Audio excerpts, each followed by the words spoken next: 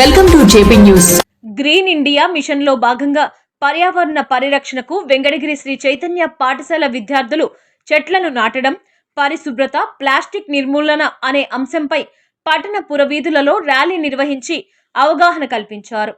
తమ పాఠశాలల జిల్లా ఏజీఎం నర్రా శ్రీకాంత్ సూచనలతో పాఠశాల ప్రధానోపాధ్యాయులు జానా పరందామయ్య ఆధ్వర్యంలో జరిగిన ఈ కార్యక్రమానికి ముఖ్య అతిథిగా విశ్వోదయ ప్రభుత్వ డిగ్రీ కళాశాల విశ్రాంత ప్రిన్సిపల్ డాక్టర్ వివి రమణారెడ్డి పాల్గొన్నారు.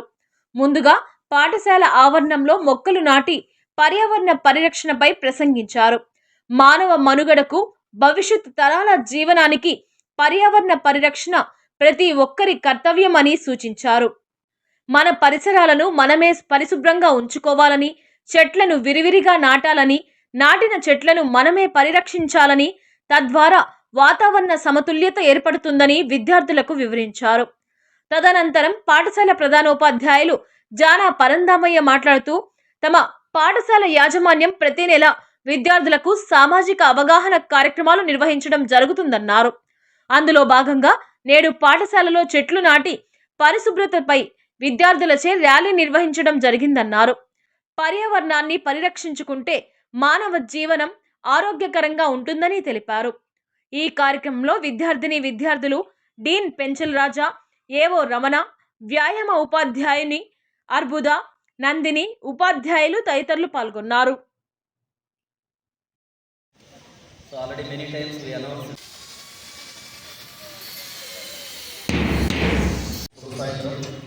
ఈరోజు మన పాఠశాలలో స్మార్ట్ లివింగ్లో భాగంగా మొక్కలు నాటే కార్యక్రమానికి విశ్వోదయ డిగ్రీ కళాశాల విశ్రాంత ప్రిన్సిపల్ వెంకటగిరిలోనే 75-80% మందికి విద్యను అందించినటువంటి ఉత్తమ గురువర్యులు డాక్టర్ వివి రమణారెడ్డి గారు, మా గురువు గారు మన పాఠశాలకు ఇచ్చేశారు. వారు ఈ కార్యక్రమాన్ని ఉద్దేశించి 2 మాటలు మాట్లాడతారు. మన ప్రిన్సిపల్ గారు 2 మాటలు ముందుగా మాట్లాడతారు. So Green India Mission, Sri Chaitanya's Smart Living Program. We know that Sri Chaitanya is taking prestigiously and implementing this Smart Living Program. Many times I announced about Smart Living Program. Smart Living Program, in the part of Smart Living Program for this month, June and July, management implemented a theme that is Green India Mission. Green India Mission. So management announced and offers the students to participate in elocution competitions, essay writing competitions and drawing competitions. Already we conducted these competitions in school level, and we selected the school level winners and we forward these winners to zone level. After that they are going to national level. Management offers the students and announcing the prizes and cash prizes, medals and certificates. Okay, so it is a golden opportunity for all the students. Other than academics, you must concentrate. So always you are ఎప్పుడు మీరు చదువు మీద బిజీగా ఉంటారు. But చదువుతో పాటుగా అన్నిటి మీద అవగాహన కలిగించిన ఉద్దేశంలో భాగంగా జూన్ జూలై మంత్ గాను స్మార్ట్ లివింగ్ ప్రోగ్రామ్, ఈ ప్రోగ్రాంలో భాగంగా మేనేజ్మెంట్ గ్రీన్ ఇండియా మిషన్ అనేటువంటి ఒక ప్రాజెక్ట్ని ప్రతి స్కూల్లో అక్రాస్ ఇండియా అన్ని స్కూల్స్లో మనము దీన్ని ఇంప్లిమెంట్ చేస్తున్నాము. అందులో భాగంగా మనం రకరకాల కాంపిటీషన్స్ పెట్టాము. ఆ కాంపిటీషన్స్లో విన్ అయిన వాళ్ళందరినీ జోన్ లెవెల్, స్టేట్ లెవెల్కి మనము పంపుతున్నాము. సో ఈరోజు మనము చెట్లు నాటే కార్యక్రమాన్ని ఈరోజు ప్రారంభిస్తున్నాము. ఈ కార్యక్రమానికి, ఈ గ్రీన్ ఇండియా మిషన్ అనేటువంటి కార్యక్రమానికి ఈరోజు ముఖ్య అతిథిగా విచ్చేసినటువంటి వెంకటగిరి విశ్వోదయ డిగ్రీ కళాశాల విశ్రాంత ప్రిన్సిపల్ అయినటువంటి రమణారెడ్డి గారికి స్వాగతం తెలుపుతున్నాను సార్. మా పాఠశాల, మా విద్యార్థుల తరఫున ధన్యవాదాలు మీరు ఇక్కడికి రావడం సార్. అందరూ గట్టిగా క్లాప్స్తో మనం సార్ని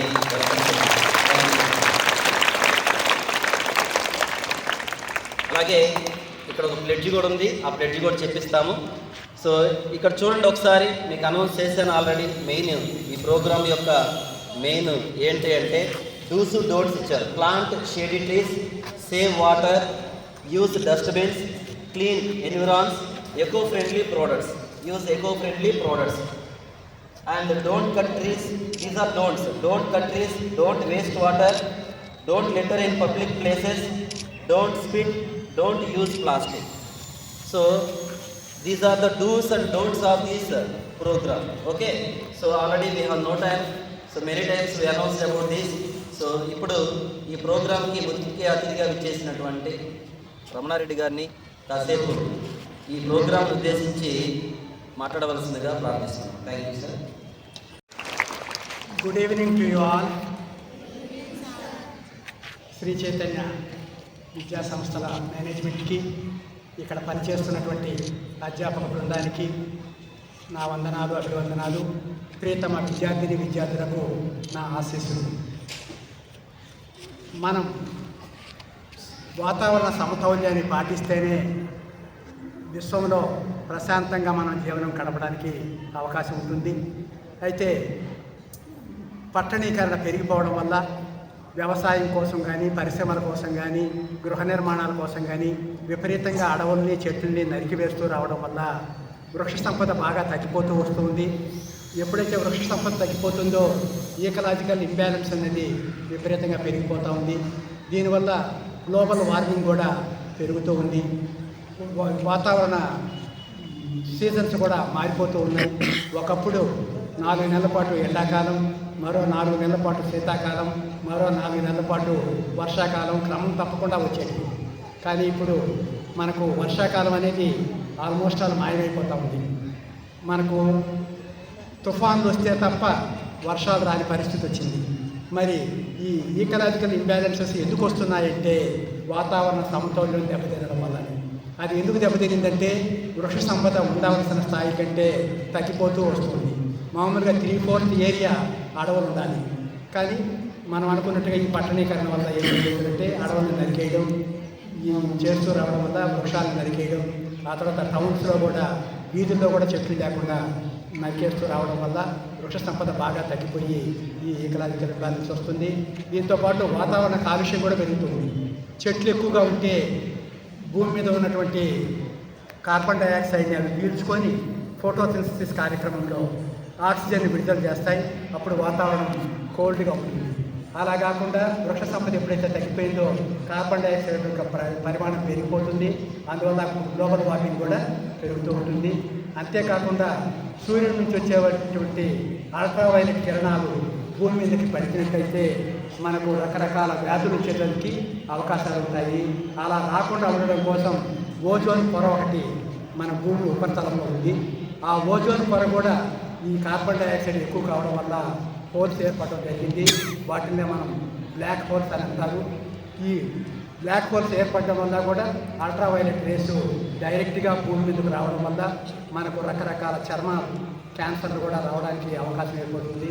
సో వీటన్నిటి నుంచి మనం రక్షణ పొందాలి అని అంటే మళ్ళీ వృక్ష సంపదని విపరీతంగా పెంచుకోవాల్సిన అవసరం మనకుంది. కాబట్టి చిన్నపిల్లలైన మీరు ఇప్పటి నుంచే చెట్లను నరికేస్తూ ఉంటే వాటిని అడ్డుకోవడం, అవకాశం ఉన్నంత వరకు మీ పేరెంట్స్ ద్వారా మీరు చెట్లు నాటించడం, వాటిని పోషించడం, వాటికి అవసరమైతే నీళ్లు మీరు నిరంతరం పోస్తూ ఈ ఇళ్ల పరిసరాల్లో కూడా ఎక్కడ ఖాళీ ప్లేస్ ఉన్నా అక్కడంతా కూడా కొన్ని మొక్కలు నాటుతూ మనం వృక్ష సంపదని విపరీతంగా డెవలప్ చేసుకున్నట్లయితే భవిష్యత్తు తరాలకి ఈ గ్లోబల్ వార్మింగ్ నుంచి రక్షణ కల్పించడానికి, ఓజోన్ పొరని కాపాడుకోవడానికి ఇవన్నీ కూడా అవకాశాలు ఉంటాయి. కాబట్టి ఈ విషయాన్ని దృష్టిలో పెట్టుకొని వృక్ష సంపదను పెంచుకునే దానికోసం మీరు అవగాహన కల్పించుకొని ఆ రకంగా ప్రయత్నం చేయాలని చెప్పి ఆకాంక్షిస్తున్నాం. అట్లనే మన పరిసరాలను మనం పరిశుభ్రంగా ఉంచుకోవాలి. ఎవరో వస్తారని ఏదో చేస్తారని ఎదురు చూసి మోసపోకుండా మన పరిసరాలను మనమే పరిశుభ్రంగా ఉంచుకోవడానికి ప్రయత్నించాలి. చెత్త ఎక్కడ పడితే అక్కడ వేయకుండా వాటికి నిర్దేశించినటువంటి నిర్దిష్ట ప్రదేశాల్లోనే డస్ట్బిన్స్లోనే వేయడం, అలా అలవాటు చేసుకున్నట్లయితే మనకు రోడ్లు, మన పరిసరాలు, మన ఇళ్ళు అన్నీ కూడా పరిశుభ్రంగా ఉంటాయి. మరి పరిశుభ్రంగా ఉంటే వాతావరణంలో ఈ రోగాలు అలాంటివి రాకుండా మనకు రక్షణ కల్పిస్తుంది. కాబట్టి ఆరోగ్యాన్ని రక్షించుకోవడానికి పరిసరాన్ని పరిశుభ్రంగా ఉంచుకోవడం కూడా అవసరం. అట్టనే వాటర్ రిసోర్సెస్ అనేది రాను రాను తగ్గిపోతున్నాయి. వాటర్ అనేది చాలా బలమైనటువంటి రిసోర్స్ సంపద సృష్టికి. వ్యవసాయం చేయాలన్నా, పరిశ్రమలు డెవలప్ కావాలన్నా, మనుషులు జీవించాలన్నా అన్నిటికీ నీరు కావాలి. ఈ నీటి కోసం ఇప్పుడు యుద్ధాలు జరుగుతున్నాయి. ఒకప్పుడు ఎప్పుడు కూడా నీటి కోసం యుద్ధాలు కనబడేది కాదు. ఎందుకంటే ఎక్కడ పడితే అక్కడ దొరుకుతున్నాయి. మీకు తెలుసో తెలియదు, ఈ మధ్య రాష్ట్ర విభజన జరిగిన తర్వాత తెలంగాణ వాళ్ళు, ఆంధ్ర వాళ్ళు కూడా శ్రీశైలం డ్యామ్ దగ్గర వాటర్ కోసం 2 పోలీసులు వచ్చి కొట్లాడుకున్నటువంటి సందర్భాలు కూడా ఉన్నాయి. ఇంకా భవిష్యత్తులో ఈ నీళ్ల కోసం యుద్ధాలు జరిగేటువంటి పరిస్థితి ఉంది. కాబట్టి నీటిని కూడా జాగ్రత్తగా వాడుకుంటూ పొదుపు చేసుకొని మనం వాటిని సంరక్షించుకోవాల్సినటువంటి అవసరం కూడా మనకు ఉంది. మరి దీన్ని కూడా దృష్టిలో పెట్టుకొని నేను ఎక్కడా కూడా నీటిని వృధా చేయకండి, అనవసరంగా ఎక్కువ పారబోయబాకండి. వీధిలో పోతూ ఉన్నాం, ఎక్కడైనా ఒక ట్యాప్ ఆన్ చేసేసి ఉండండి, మనది కాదు కదా అని చెప్పి నేరుగా పోకుండా పోతూ ట్యాప్ను ఆఫ్ చేసి పోవడం అలవాటు చేసుకోండి. ఎక్కడ మనం వృధా అయినా అది దేశం మొత్తానికి సంపదను కోల్పోయినట్టే అవుతుంది. కాబట్టి దేశ సంపదని కాపాడుకోవాల్సినటువంటి బాధ్యత భావి భారత పౌరులైనటువంటి దానికి విద్యార్థుల మీద ఉంటుంది. కాబట్టి దాన్ని దృష్టిలో పెట్టుకొని ఎక్కడ వేస్టేజ్ మీ దృష్టిలో కనిపించినా దాన్ని కంట్రోల్ చేయడానికి ప్రయత్నించండి. ఇళ్ల దగ్గర కూడా వృధాగా వాటర్ పోతూ ఉంటే మీరు ఎప్పటికప్పుడు వాటిని ఆపేసుకుంటూ రక్షించుకోవడం చేస్తూ రండి. సో ఇలాంటి మంచి అలవాట్లుగా మీరు చేసుకున్నట్లయితే ఈ పరిసరాన్ని రక్షించుకుంటారు, ఈ వాతావరణాన్ని రక్షించుకుంటారు. అలా భవిష్యత్తు తరాలకు కూడా మంచి వాతావరణం కలిగినటువంటి భూమండలాన్ని వాళ్ళకి అప్పగించడానికి మనకు అవకాశం ఉంది. కాబట్టి ఈ విషయాన్ని దృష్టిలో పెట్టుకొని మీరు ఉత్తమ పౌరులుగా ఈ అన్ని విషయాన్ని కూడా అవగాహన కల్పించుకొని మసలుకుంటారని చెప్పి ఆకాంక్షిస్తూ ఈ చిన్న అవకాశం ఇచ్చినటువంటి పెద్దలందరికీ కూడా ధన్యవాదాలు తెలియజేసుకుంటూ సెలవు తీసుకుంటాం. Thank you.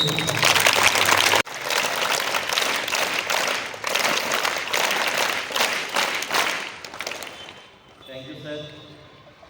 చాలా అమూల్యమైనటువంటి సందేశాన్ని మీకు ఒక గ్రీన్ పాస్పోర్ట్ అని ఒకటి ఇస్తున్నారు.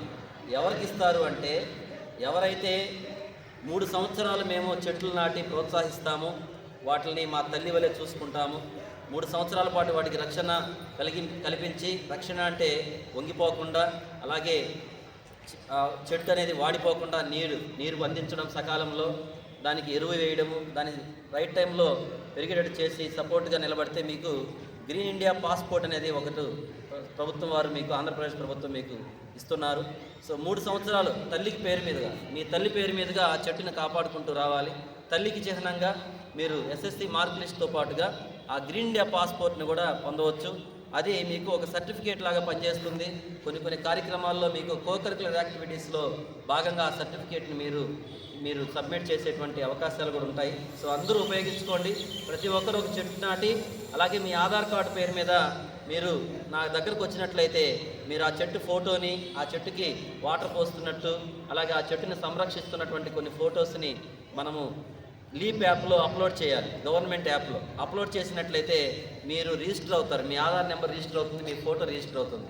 సో ఆ చెట్టుని 3 సంవత్సరాల పాటు కాపాడినట్లయితే మీకు గ్రీన్ ఇండియా పాస్పోర్ట్ అనేది వస్తుంది. సో దీన్ని మీరు చక్కగా ఉపయోగించుకోండి. పర్యావరణాన్ని పరిరక్షించడానికి ప్రతిజ్ఞ చేస్తున్నాను. చెట్లను నాటుతాను. నీటిని పొదుపు చేస్తాను. చెత్తను శుభ్రంగా ఉంచుతాను. మరియు పర్యావరణానికి హాని కలిగించే పనులను చేయకుండా ఉంటాను. పర్యావరణాన్ని రక్షించడానికి